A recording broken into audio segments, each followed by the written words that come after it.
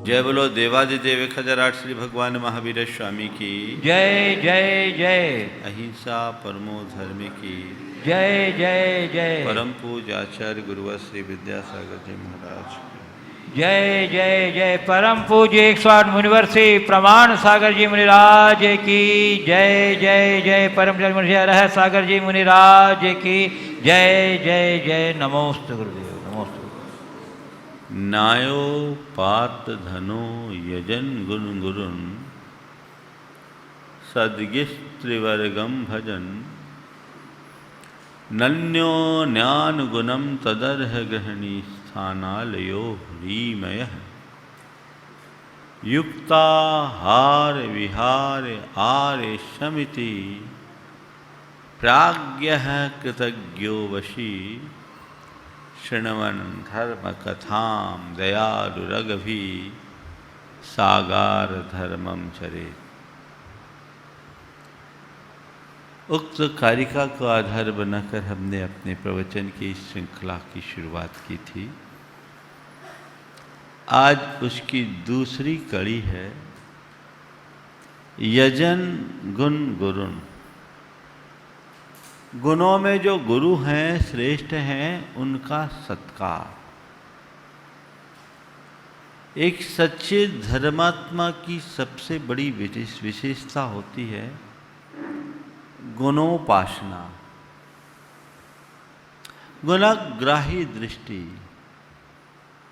हम जिस संसार में रहते हैं वहाँ हमें हर तरह के लोग मिलते हैं। कईयों में हमें बहुत सारी अच्छाइयाँ दिखती हैं तो कईयों में ढेर सारी बुराइयाँ। संत कहते हैं अच्छाई और बुराई तो संसार में लगा ही हुआ है।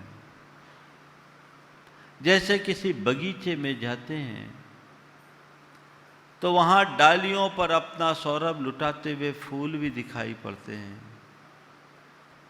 तो वहीं उसके कांटे और नीचे पड़े सड़े गले पत्ते भी नजर आते हैं।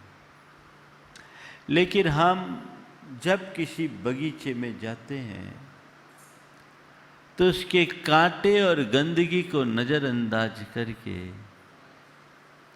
केवल फूल के ऊपर अपनी दृष्टि केंद्रित करते हैं। संत कहते हैं कि जीवन की बगिया से केवल फूल चुनो। तुम्हारे संपर्क और संसर्ग में जो भी आने वाले हैं उनकी अच्छाइयों को देखो, बुराइयों को नजरअंदाज करो। ऐसा क्यों? क्योंकि अच्छाइयों को देखने से तुम्हारे भीतर अच्छाइयाँ प्रकट होगी, और यदि तुम्हारी दृष्टि बुराइयों पर केंद्रित होगी तो तुम्हारे भीतर बुराइयों का प्रवेश होगा। अगर चाहते हो कि तुम अपने जीवन को अच्छा बना सको तो तुम्हें चाहिए कि हर किसी में अच्छाई देखो। ये बातें सुनने में बहुत अच्छी लगती है, लेकिन अपने मन से पूछो लोगों के प्रति तुम्हारी दृष्टि कैसी है? व्यक्ति की अच्छाई तुम्हें आकर्षित करती है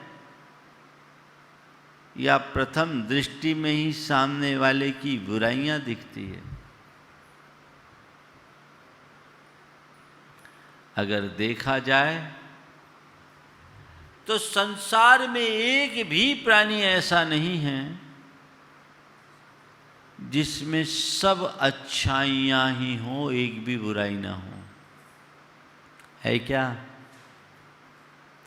बुराइयां तो हर मनुष्य के अंदर है, दोष और दुर्बलताएं तो हर मनुष्य के भीतर है, ये उसकी कमजोरी है। किसी न किसी रूप में सबके साथ है। ये हो सकता है किसी में अच्छाइयों का उभार अधिक है, किसी में बुराइयों का।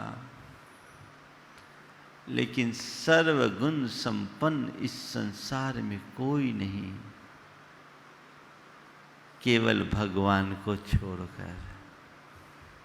जिस दिन तुम भगवान हो जाओगे उस दिन तुम पूरी तरह गुणवान रहोगे। लेकिन जब तक वहां तक नहीं पहुंच पा रहे हो, जब तक वहां तक नहीं पहुंच पा रहे हो, तो ये मान करके चलना तुम्हारे भीतर भी बुराइयां किसी न किसी रूप में है। इसलिए देखना चाहते हो तो अपनी बुराइयों को देखो और उनका निर्मूलन करो, उन्हें साफ करो। औरों की बुराई को देखने से तुम्हारी भलाई नहीं है। अपनी कमी को देखो, अपनी खामी को देखो और औरों की खूबियों को देखो। जिस दिन तुम्हारे अंदर ये दृष्टि विकसित हो जाएगी, उसी दिन तुम्हारा गुणात्मक परिवर्तन शुरू हो जाएगा। पर बहुत कम ऐसा लोग कर पाते हैं। आज 4 बातें आप सबसे करूंगा। गुण ग्राहक बने, गुण गायक बने, गुण वाहक बने, गुण धारक बने और गुण वाहक बने। गुण ग्राहक से लेकर गुण वाहक तक। गुण ग्राहक, गुण गायक, गुण धारक और गुण वाहक। सबसे पहली बात है गुण ग्रहण करने की। आप लोग बोलते हो गुण ग्रहण का भाव रहे नित, दृष्टि न दोषों पर जावे। मन से पूछो कि मेरी स्थिति क्या है। मेरा चित्त स्वाभाविक तौर पर गुणों की तरफ जाता है या दोषों की तरफ। अगर कहीं किसी की बड़ाई की जाए तो उस पर हमें भरोसा भले ना हो, पर किसी की बुराई हो तो तत्क्षण विश्वास हो जाता होता है। अब गुण को ग्रहण करने की बात तो बहुत गौण हो गई। लोग दोषों का ढिंढोरा पीटते हैं। क्यों? प्रेम मनुष्य को गुणानुरागी बनाता है या गुणानुरागी दृष्टि से प्रेम का विस्तार होता है। और ईर्ष्या से दोष ग्रहण की वृत्ति पनपती है। जिसके प्रति तुम्हारे मन में प्रेम होगा उसकी बुराई में भी अच्छाई दिखती है, और जिससे तुम्हारे मन में द्वेष अधिक होता है उसकी अच्छाई में भी बुराई दिखती है नहीं अनुभव की बात?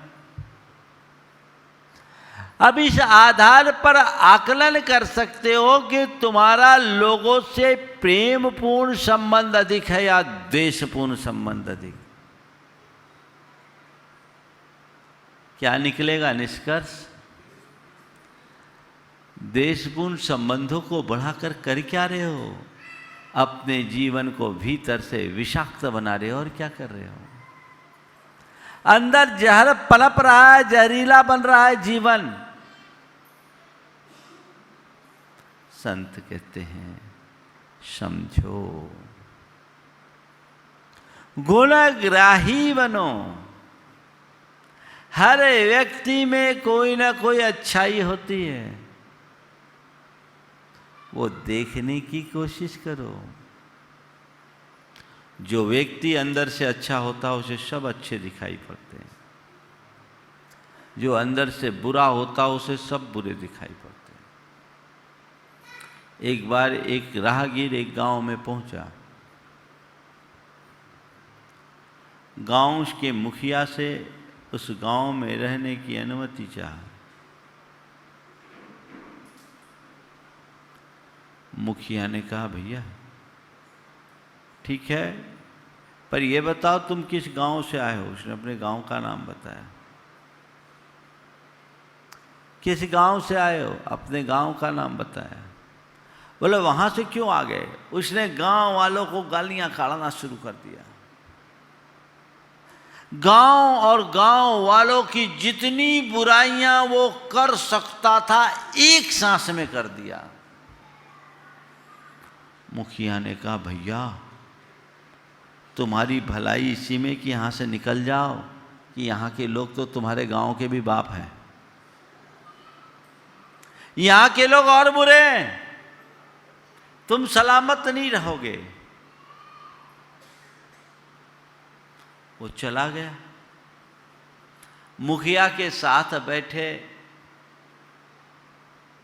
लोगों को बड़ा अटपटा लगा। अरे दूसरा अपने गांव की बुराई करे तो करे, ये गांव का मुखिया जिसको हम इतना सम्मान देते वो खुद अपने मुख से एक परदेशी के आगे गांव की बुराई कर रहा है।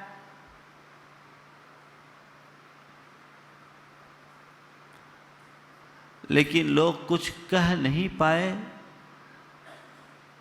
इसी बीच एक दूसरा राहगीर वहां से आया। उसने भी अपना ठौर पूछा कि क्या मैं यहां रह सकता हूं। मुखिया ने उससे भी वही सवाल किया। उसने कहा क्या बताऊं, मेरा गांव बहुत अच्छा, मेरे गांव के लोग बहुत अच्छे, सब एक दूसरे पर जान छिड़कते हैं, सब हिल मिल करके रहते हैं, बड़े प्रेम से रहते हैं। मेरे गांव जैसा गांव दुनिया में नहीं होगा, पर मेरा दुर्भाग्य है कि मुझे उसे छोड़ना पड़ा, क्योंकि वहाँ मेरी जीविका का कोई प्रबंध नहीं रह पाया। मेरी मजबूरी है, मैं काम की तलाश में निकला हूँ और मैं चाहता हूँ कि शीघ्र ठीक होकर के मैं अपने गांव में जाऊँ। उसने कहा तुम इस गांव में रह सकते हो। मुखिया ने कहा तुम इस गांव में रह सकते हो, कोई दिक्कत नहीं, इस गांव में तुम्हारा स्वागत है। अब साथ रहे लोगों को बड़ा आश्चर्य हुआ कि क्या मामला। एक को तो ये कह कर के कि गांव वाले बड़े खराब है, आगे पठा दिया और इससे कह रहे तुम इस गांव में रह सकते हो, ये गांव तुम्हारे लायक है। पूछा इसका रहस्य क्या है। बोला देख भाई, पहला आदमी बड़ा खतरनाक था, उसके अंदर बुराइयां भरी थी, इसलिए उसे पूरे गांव वाले बुरे दिख रहे थे। वो स्वार्थी, दर्पी और दंभी व्यक्ति था, ईर्ष्यालु व्यक्ति था। पूरे गांव में एक भी आदमी अच्छा ना हो ये हो नहीं सकता, पर बुरे व्यक्ति को कोई अच्छा दिखता नहीं। तो मुझे लगा ये गांव की बुराई करने वाला खुद बुरा है, और ऐसा व्यक्ति अगर हमारे गांव में रहेगा तो पूरे गांव में बुराई फैलाएगा, तो बुराई फैलाने वाले को गांव से दूर रखना ही अच्छा है। इसी में गांव की भलाई है, इसलिए मैंने उसे आगे बढ़ा दिया। और ये दूसरा व्यक्ति, इसके अंदर अपने गांव और गांव वासियों के प्रति प्रेम है, यानी इसका अच्छाई से अनुराग है। परिस्थिति से विवश होकर ये व्यक्ति अपना गांव छोड़कर आया जरूर है, लेकिन अभी भी इसके मन में गांव के प्रति प्रेम और अनुराग है। ऐसा व्यक्ति गांव में रह सकता है क्योंकि इसमें अच्छाई है। बात आप सबको समझ में आ गई।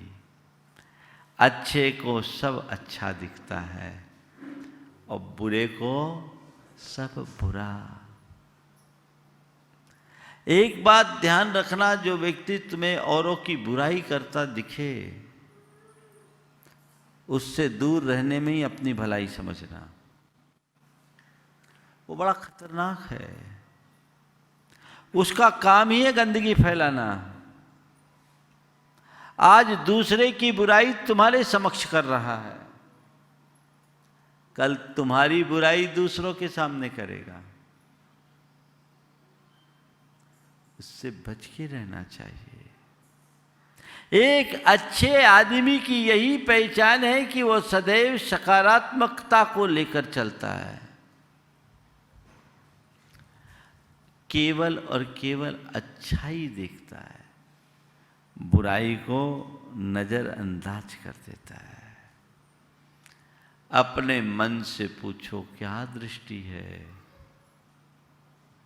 अगर तुम्हारे अंदर सकारात्मकता होगी तो तुम केवल अच्छाई को ही देखोगे, बुराई की तरफ तुम्हारी दृष्टि नहीं जाएगी।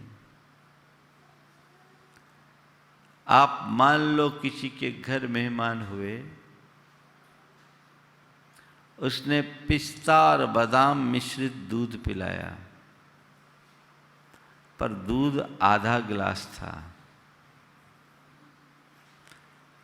क्या प्रतिक्रिया होगी? एक प्रतिक्रिया ये होगी कि कैसा काइया आदमी, दूध भी पिलाया तो आधा गिलास। और दूसरी प्रतिक्रिया ये भी हो सकती है, कितना जिंदा दिल व्यक्ति है, दूध भी पिलाया तो मेवा मिश्रित। अपने मन से पूछो कैसी प्रतिक्रिया उभरेगी। ये मान लो कटनी वाले तो सब दूसरी प्रतिक्रिया करेंगे, पहली नहीं। हाँ, ये लोग सब अच्छे हैं और अपन को तो ऐसे ही अच्छा देखना चाहिए। और अगर हमारे अच्छा कहने से आप लोग अच्छा बन जाएं तो इससे अच्छी और क्या बात होगी। इससे अच्छी बात क्या होगी। लेकिन ये मन को टटोल कर देखने की आवश्यकता है। प्रायः लोगों की दृष्टि बुराई पर ही केंद्रित होती है। संत कहते नहीं, बुराई देखना है तो अपनी देखो। एक कवि ने बहुत अच्छी बात कही, दोष पराई देखकर चलत हसंत हसंत, खुद के याद न आवही जिनका आदि न अंत। अपने गिरेबा में झांक कर तो देखो। दृष्टि होनी चाहिए गुणग्राही। और यदि तुम्हारे अंतरंग में गुणग्राही दृष्टि होगी तो सबसे कोई ना कोई अच्छाई पा सकते हो। अगर तुम्हारे पास दृष्टि है तो बंद घड़ी से भी 2 वक्त सही समय देख सकते हो। बोलो, बंद पड़ी घड़ी भी 2 वक्त सही समय देती कि नहीं देती? हाँ, एकदम एग्जैक्ट है। बस देखने की दृष्टि भी एग्जैक्ट हो। वो दृष्टि अपने भीतर विकसित करिए, गुणग्राही बने। मुझे गुण देखना है। क्यों? मुझे गुण चाहिए। कभी बाजार में जाते हो और गोल्ड खरीदना हो तो ग्रोसरी की दुकान में झांकते हो क्या? कहाँ देखते हो? सीधे सराफा मार्केट में। और सराफा मार्केट में भी कहाँ? जिसके यहाँ से माल लेना वहाँ जाते हो तो क्या करते हो? माल लेना, वहाँ भी जो लेना उसकी तरफ दृष्टि। सोना देना है तो चांदी की तरफ देखते हो क्या? हाँ, सोने की तरफ ना। और सोने में भी हार खरीदना है तो दृष्टि हार की तरफ होगी, चूड़ी की तरफ थोड़ी। तुम्हें जो चाहिए तुम उसी तरफ दृष्टि रखते हो। तो यदि तुम्हें गुण चाहिए तो तुम्हें गुणों की तरफ ही दृष्टि रखनी चाहिए। 100 बात की एक बात। गुणग्राही बने। मन में एक बात गहरा होना चाहिए कि मुझे गुणानुरागी बनना है, मुझे गुण देखना है, दोष नहीं देखना। दोष तो सब में, लेकिन लोग दोष ही देखते हैं। किताब छपती है तो उसके पहले किताब की प्रूफ रीडिंग होती है ना। हर पुस्तक का पहला पाठक प्रूफ रीडर होता है। पुस्तक का पहला पाठक प्रूफ रीडर होता है, पर उसके पल्ले एक अक्षर नहीं आता। क्यों? वो किताब की गलतियां ढूंढता है, किताब कहाँ पढ़ता है, कमियां देखता है। हालांकि वो अपनी संदर्भ में सही है, अगर वो नहीं निकालेगा कमी तो हमें शुद्ध नहीं मिलेगी, लेकिन मैं दूसरे संदर्भ में बात कर रहा हूँ।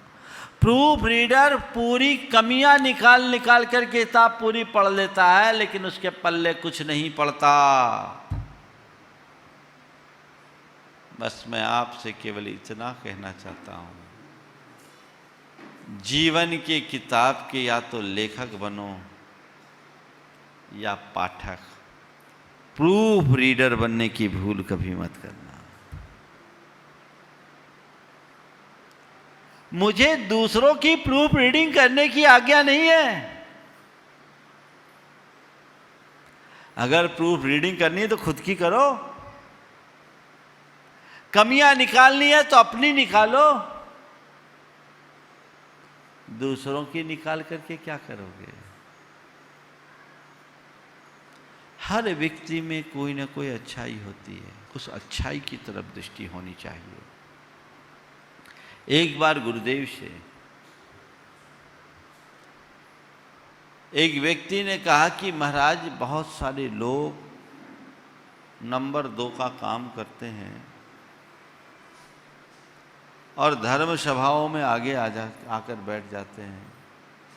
कम से कम आप जैसे संतों के यहाँ तो ऐसा नहीं होना चाहिए। नंबर 2 का काम करते हैं और धर्म सभाओं में आगे आकर बैठ जाते हैं। कम से कम आप जैसे संतों के यहाँ तो ऐसा नहीं होना चाहिए। गुरुदेव ने जो बात कही वो बहुत ध्यान देने योग्य है। उन्होंने छूटते ही कहा, मरीज अस्पताल में नहीं आएगा तो कहाँ जाएगा? अरे वो भटका हुआ है तो यहीं आके तो सुधरेगा। ये दरवाजा भी बंद कर दोगे तो उसका सुधार कहाँ होगा? हमारे धार्मिक जनों में एक बड़ी कमी है कि कोई कमतर व्यक्ति आ जाए, उसमें कोई दोष और दुर्बलता हो तो उसे अछूत की दृष्टि से देखने लगते हैं। नहीं, हमें दृष्टि उलटनी चाहिए कि नहीं, इस व्यक्ति को धर्म से जोड़ना ज्यादा जरूरी है, क्योंकि तभी ये सुधरेगा।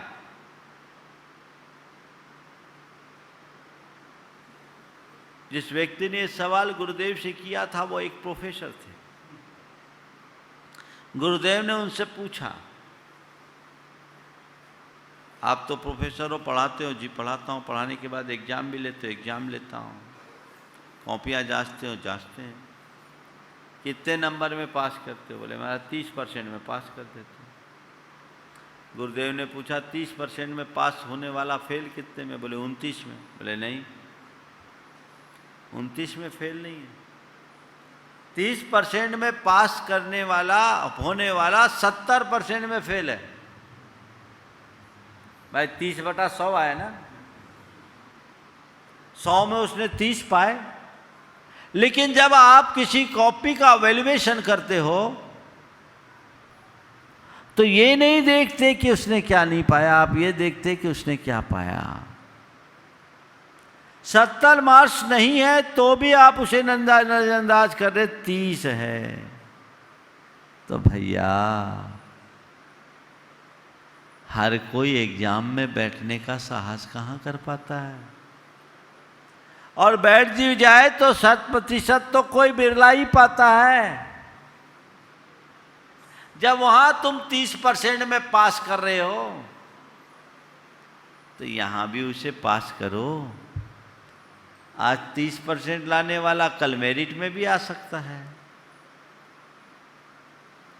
आ सकता है कि नहीं?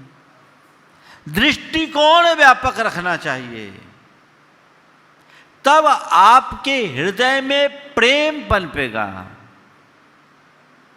नहीं तो आप संकुचित होते जाओगे, आपके संबंध द्वेष मूलक होंगे और जीवन दूषित बनेगा। कम से कम सामने वाला परीक्षा में बैठा तो है, फेल होने के डर से एग्जाम से बाहर जाने वाले की अपेक्षा वो अच्छा है कि नहीं? आज बिगड़ा है कल सुधर सकता है। और ध्यान रखना, हर संत का एक अतीत होता है, हर अपराधी का एक भविष्य। जिसे तुम संत की भांति आज देख रहे हो, उसके भी अतीत में जाकर देखोगे तो वो भी कभी न कभी अपराधी रहा होगा। और आज जिसे तुम अपराधी के रूप में देख रहे हो, कल वह जगत का श्रेष्ठ संत भी बन सकता है। इसलिए पहली बार गुणग्राही बने। मुझे गुण ग्रहण करना है, दोषों को अनदेखा करना है। गुणों को प्रमोट करें, गुणी को प्रमोट करें, और गुण ग्रहण करने के बाद गुण गायक बने। मतलब किसी की अच्छाई हो तो उसकी प्रशंसा करो। आप लोग क्या करते, आलोचना कर देते हो, प्रशंसा बहुत कम। घर परिवार से लेकर समाज तक अगर कोई आदमी अच्छा काम करे तो उसकी प्रशंसा होनी चाहिए। आप उसकी प्रशंसा कीजिए, उससे प्रेरणा और प्रोत्साहन मिलते। प्रेरणा और प्रोत्साहन से व्यक्ति फिर से खड़ा हो जाता है। प्रेम भी तभी पनपेगा, कभी प्रशंसा का भाव आता है।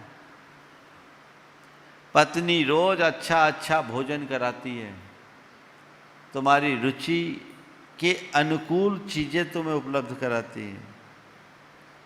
कभी तुमने पत्नी से अपने भोजन की प्रशंसा की हो? शायद इसका याद ना हो, लेकिन एक दिन भोजन में कोई कमी हो जाए तो, अरे आज कैसा खाना बनाया, आज तो कोई स्वाद ही नहीं है, क्या हो गया? ये तुम्हारी वृत्ति का एक उदाहरण है। अच्छाइयां कितनी करे उसके लिए प्रशंसा के दो शब्द नहीं, कमी हो तो तुरंत आलोचना।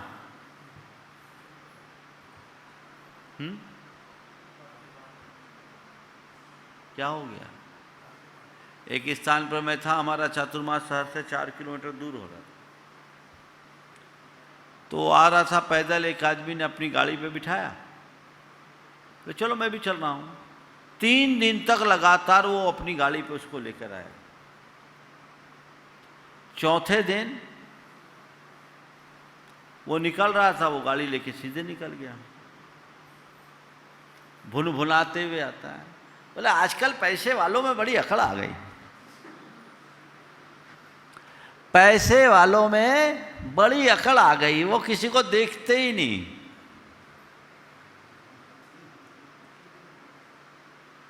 ऐसी बात वो कर ही रहा था कि पीछे से सामने वाला आ गया, उसके कान तक ये बात पड़ी।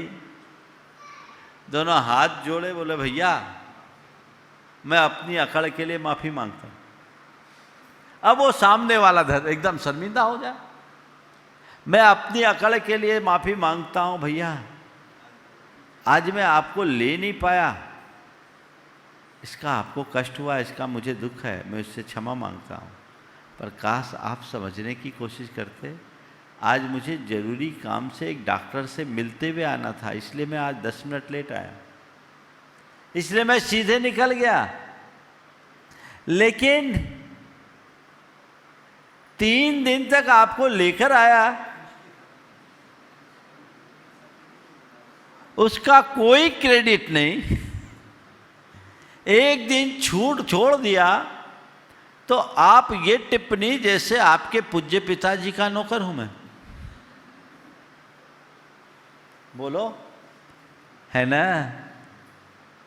कहां है मन? प्रशंसा करने की आदत डालनी चाहिए, खुद की नहीं,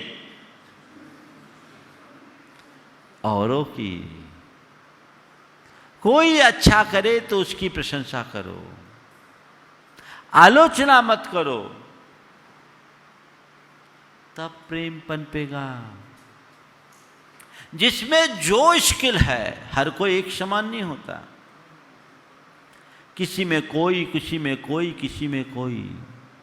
उसके गुणों को उभार दीजिए, उसकी प्रशंसा कीजिए, तो उसका आपके प्रति भी झुकाव बढ़ेगा, आपके प्रति दृष्टिकोण बदलेगा। अब ये बताओ, कोई तुम्हारी अच्छे से अच्छा करने पर भी तुम्हारी बुराई बुराई करे। सासू अगर बहू की बुराई करेगी तो बहू क्या उसके गुण गा पाएगी? बोलो।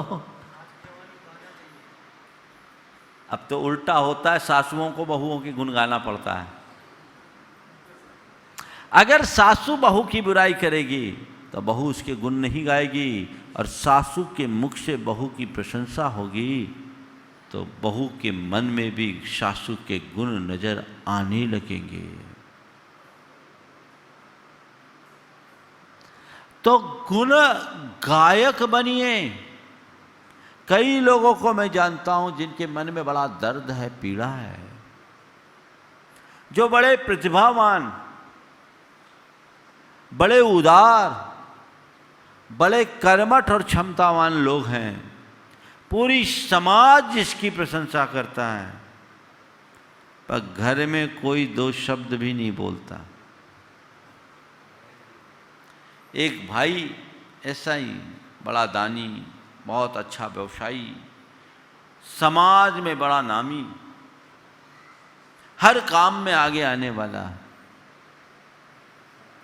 एक दिन मैंने ऐसे उससे बातचीत में पूछा, सब ठीक तो है ना? पता नहीं क्यों उसके अंदर का दर्द बाहर निकल गया, उसकी आंखें छलछला उठी। उसने कहा, महाराज पता नहीं मेरे किस कर्म का उदय है, आप सब गुरुओं का मुझे आशीर्वाद है, आपका कृपा पात्र हूं, पूरी समाज मेरी प्रशंसा और सराहना करता है, जहां मैं बैठ जाता हूं उस बैठक के सारे निर्णय और नतीजे मेरे मंतव्य के अनुसार होते हैं। पर पता नहीं महाराज मेरे कैसे कर्म का उदय है कि मैं घर वालों को बिल्कुल नहीं सुहाता, जबकि घर का पूरा व्यापार मैंने सेटल किया, भाइयों को मैंने सेटल किया, आज सारी व्यवस्थाएं मैं नियंत्रित कर रहा हूं। पर महाराज मैं तरस गया कि कोई कभी मेरे कार्यों की सराहना मुझसे करे। होता है कई लोगों के साथ, बुराई कर दोगे, अच्छाई नहीं, कौन सुनना चाहेगा?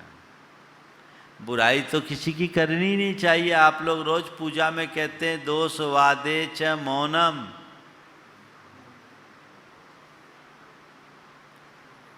लेकिन बाहर आकर के बुराई, और बुराई में भी अलग अलग नजरिया।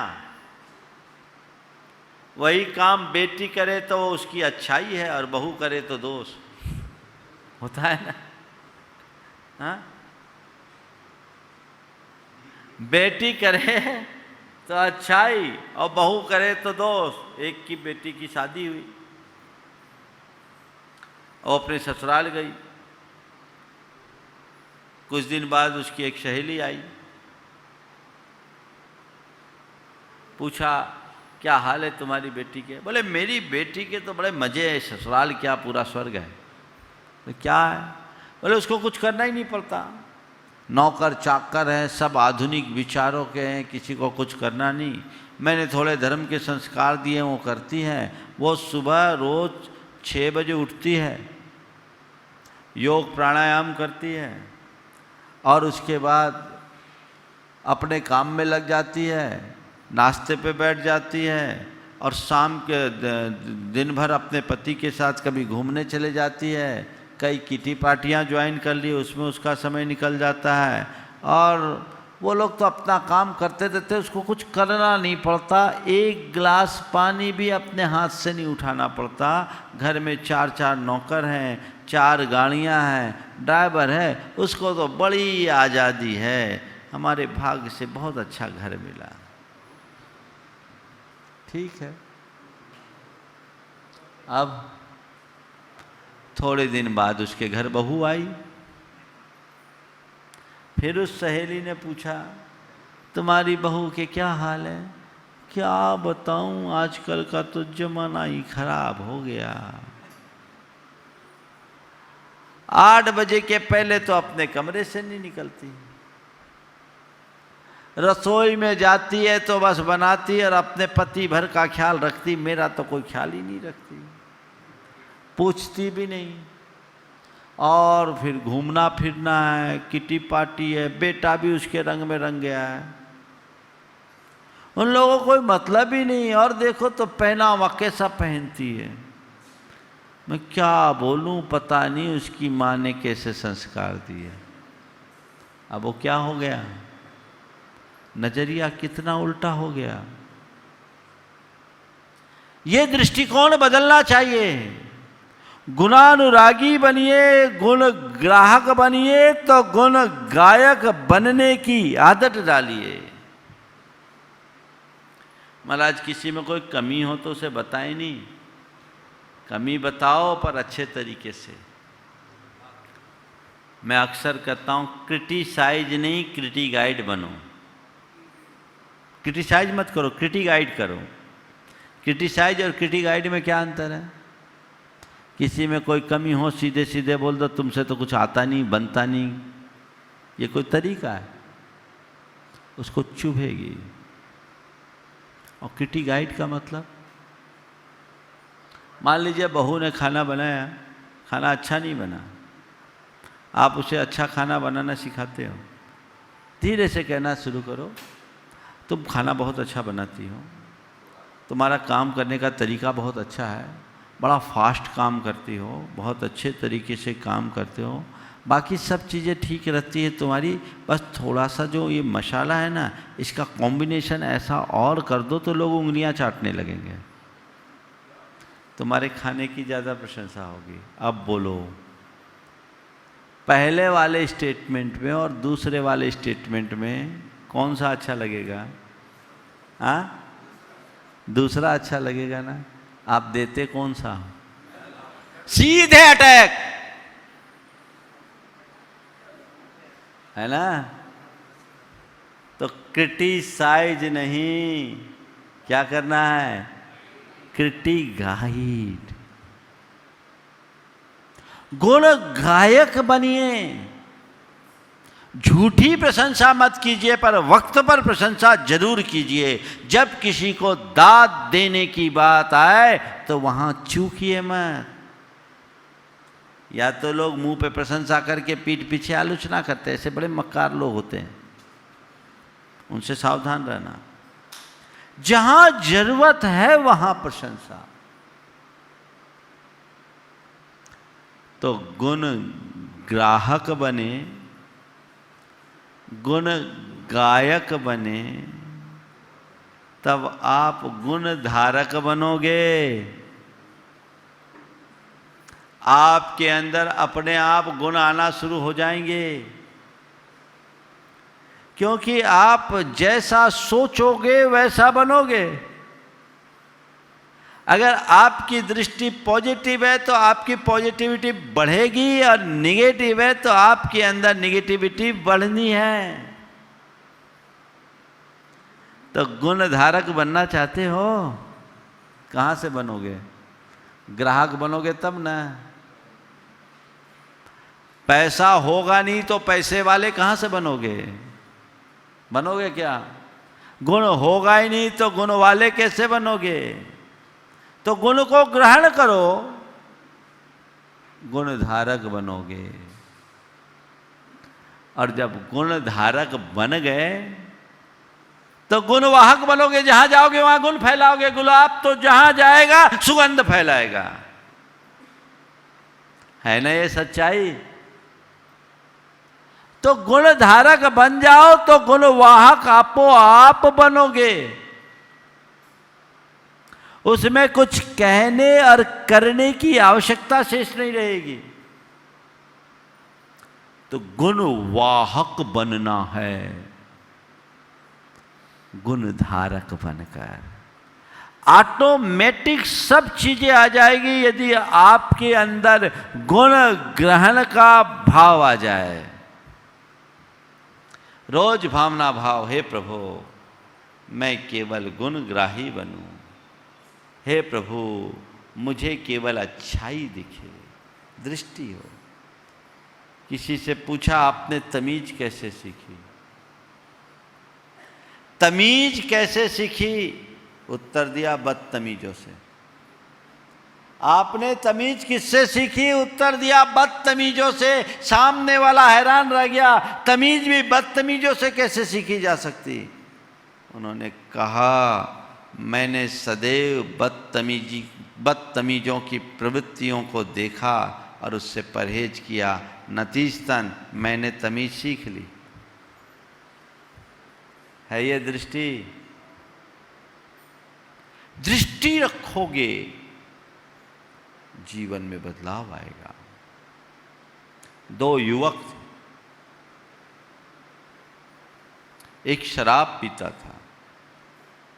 उससे पूछा कि तुम शराब क्यों पीते हो? उसने कहा इसलिए कि मेरा बाप शराब पीता। युवक शराब पीता था, उससे पूछा तुम शराब क्यों पीते हो? उसने उत्तर दिया इसलिए क्योंकि मेरे पिताजी शराब पीते हैं, उनको देखकर मैंने शराब पीना सीख लिया। दूसरा युवक शराब नहीं पीता था, उससे पूछा कि भैया तुम शराब क्यों नहीं पीते? बोले इसलिए कि मेरे पिताजी शराब पीते हैं। इसलिए कि मेरे पिताजी शराब पीते। सामने वाला आश्चर्य कि तुम्हारे पिताजी शराब पीते, इसका मतलब? बोले मैंने अपने पिताजी को शराब पीते देख लिया और उनकी हालत को देख लिया और तय कर लिया जीवन में कभी शराब की गंध भी नहीं लूंगा। तो एक व्यक्ति है जो शराबी को देखकर शराब की लत पाता है और एक व्यक्ति है जो शराबी पिता को देखकर शराब से तौबा करता है। यदि गुणग्राही दृष्टि होगी तो तुम ऐसे ही देख पाओगे। सबके जीवन में ऐसा ही मनोभाव जागृत हो। और चारों बातों को आपको ध्यान रखना है। गुण ग्राहक बनना है, गुण गायक बनना है, गुण धारक बनना है, तो गुण वाहक बन सकोगे। समय आप सबका हो गया, यहीं पर विराम। जय बोलो परम पूज्य आचार्य गुरु वशिष्ठ विद्यासागर जी महाराज की जय।